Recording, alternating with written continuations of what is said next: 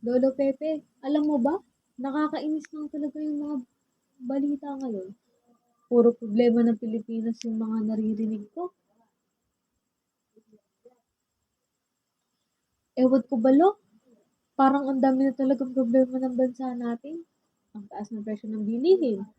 Ang dami nang naghihirap. Paano naman kasi? Yung mahirap, lalong umihirap. Yung mayaman, lalong umayaman. At ang daming korupsyon. Tapos ang dami pang gera sa ibang bansa.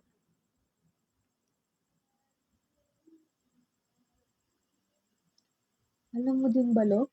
Nakita ko sa Facebook, yung mga tungkol dun sa climate change. Ang dami ng mga natural disaster na nangyayari. Parang wala na tayong magagawa.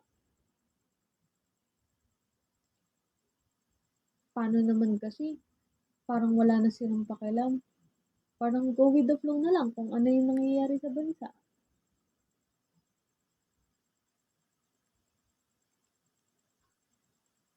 Pero lolo, parang ang hirap magsimula. Ang dami ng mga problema.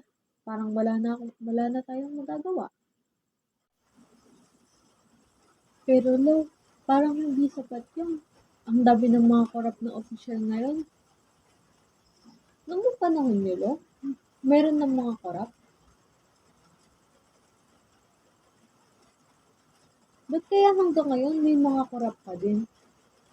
Wala bang naging solusyon doon?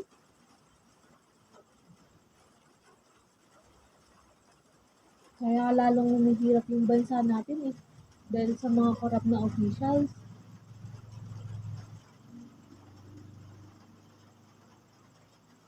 Kaya nga lo, nakakapanginan na isipin na parang wala ng pag-asa. Parang ang dami ng mga problema.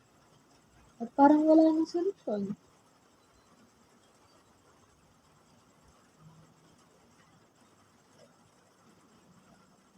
Kaya nga lo, kailangan lang talaga natin magtulungan.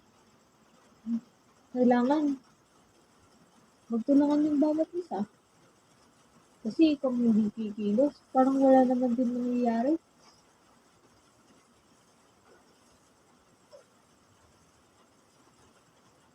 Salamat lo, parang medyo gumaan yung loob ko nung kausapin kita.